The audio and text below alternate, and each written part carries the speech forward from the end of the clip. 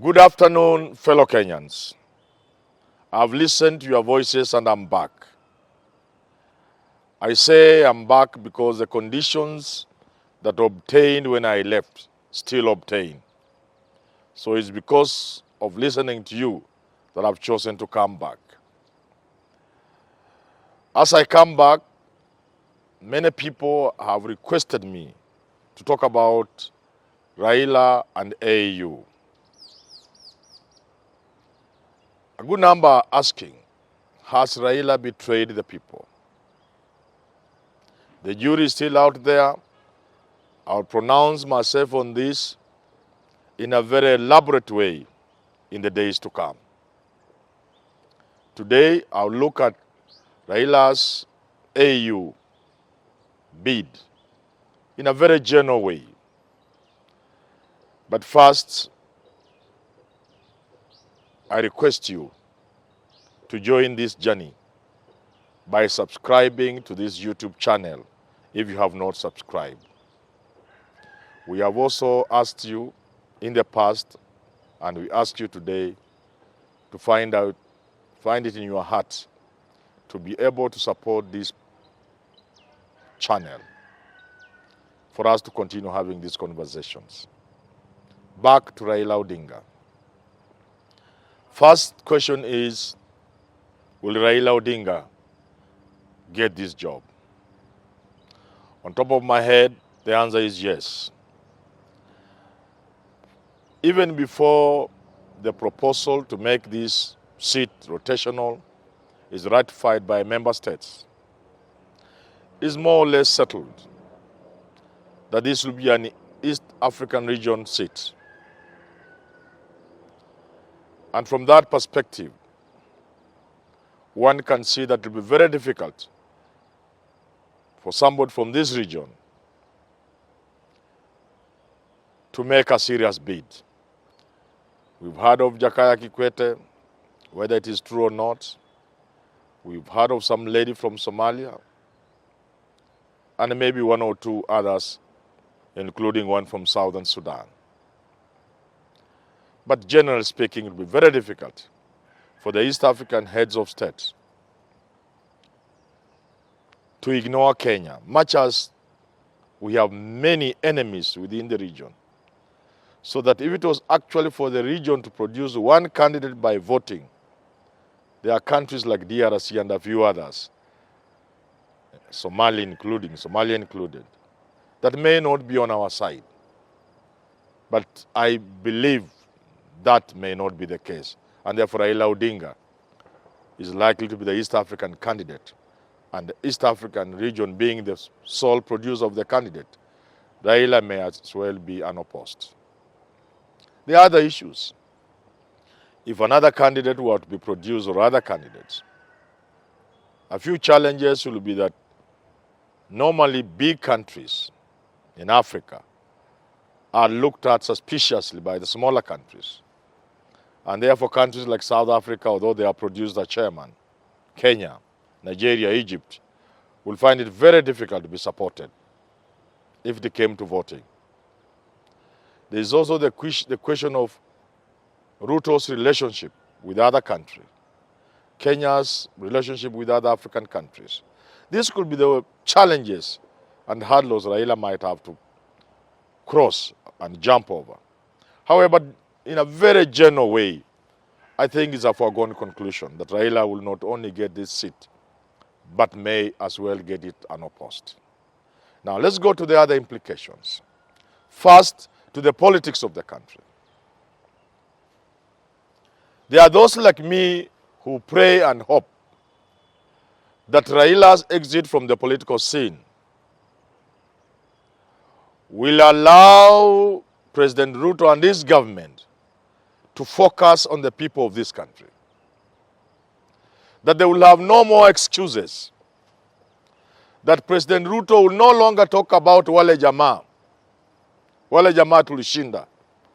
He will no longer, like Uhuru Kenyatta said, look in the rear mirror. He will drive facing ahead. The Deputy President Rigathi Gachagua will no longer talk about empty coffers. trying to clean what Uhuru and Raila messed. There will be no focus on BBI. And at this time, going forward, the president and his government will move straight into the business of the nation. Again, without Raila and the major opposition in the country, the president will no longer form his government with Raila in mind. In other words, you can have bad ministers.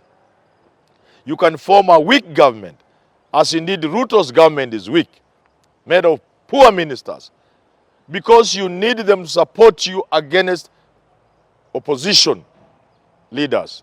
Now with Raila out of the way, Ruto has a clear route to development.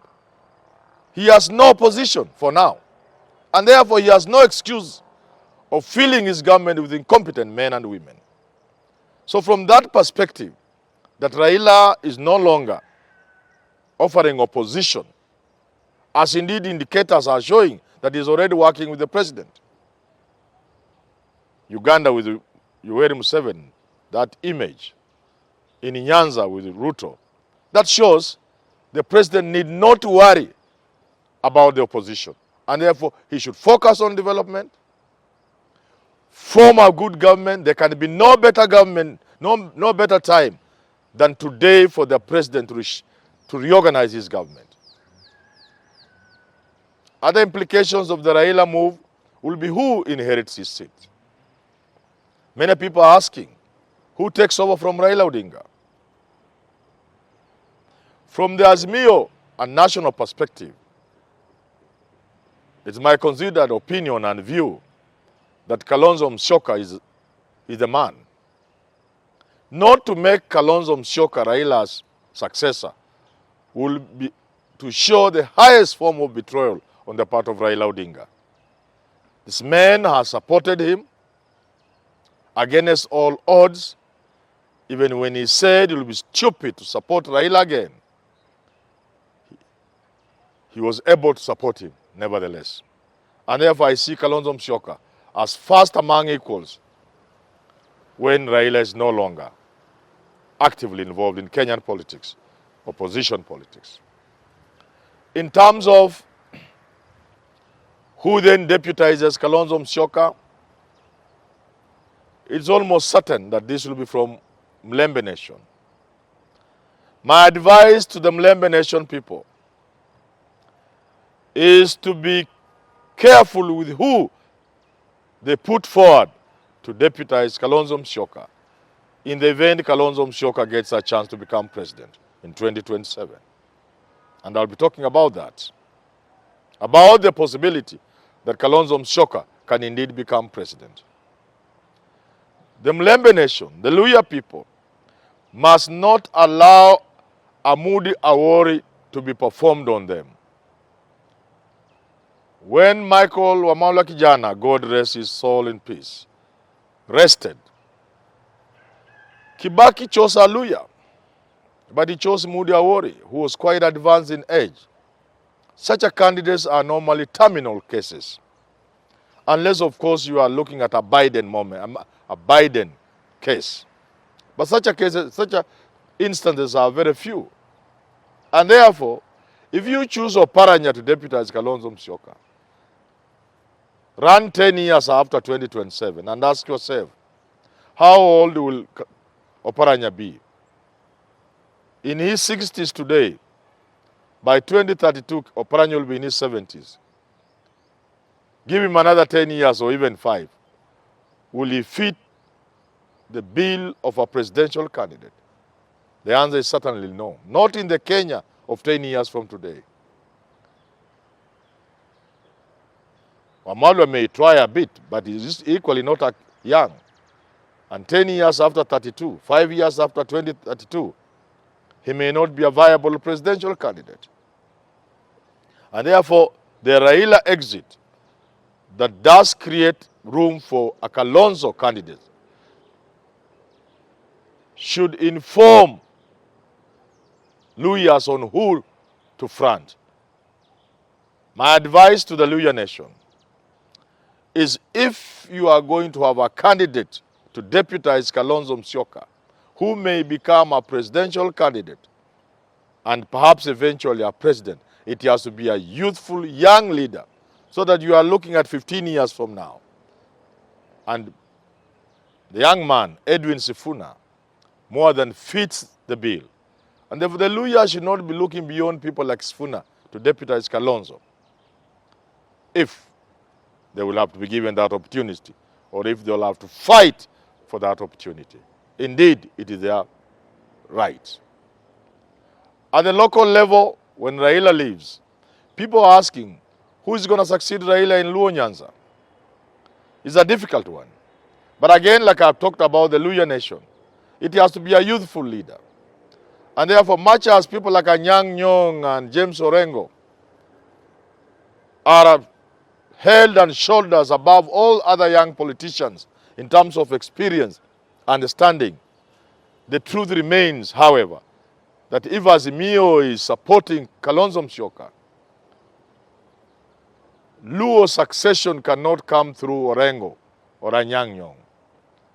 Just like the Luhyas, the Luo nation will have to look at young politicians, Winnie, Babo Wino, Pio and I. Anything else is a non-starter. So yes, Raila leaves. In terms of space for Ruto to work, it is God-given now, it's God-sent. He has no more excuses. In terms of succession, it's Kalonzo. For the Luhya nation, you must look at a younger leader. Ditto the Luos, who should should not look beyond people like Babu Wino, and in terms of that age, Winnie and the rest. And in terms of the national implication, what does this Raila AU bid mean? If Raila gets this seat, and I've said he's going to get it, unless something happens, Ruto, I have said previously, might be tempted to be complacent.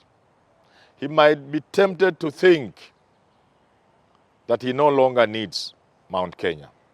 I've said before, it will be a blunder. One, you can never quite tell whether Raila can come back for elections or not.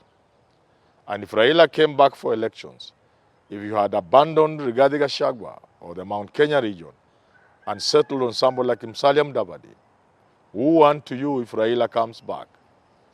Because the votes you would be expecting to get from Western will disappoint you. And therefore, at that level, the Raila departure should not lead Ruto into thinking that one, he can go to sleep, and that two, he can ignore his former allies, merely because with Raila out of the way, he no longer needs them. Politics, we are told, is a game like football, where 1 minute is extremely important. And now we are talking of years. And therefore, it would not be advisable for President William Ruto to think merely because Raila has left, he should abandon his old friends. We'll be looking at this in more details in the days to come, because I'll continue, my dear viewers and followers, fellow Kenyans, I'll continue having this conversation every Saturday, like we used to have before I took this long sabbatical. And finally, as I wind up, is to urge you once more to help us grow, one, by subscribing to this channel and by supporting us. It is not an easy thing running this program. We need all the support you can give us. Thank you very much.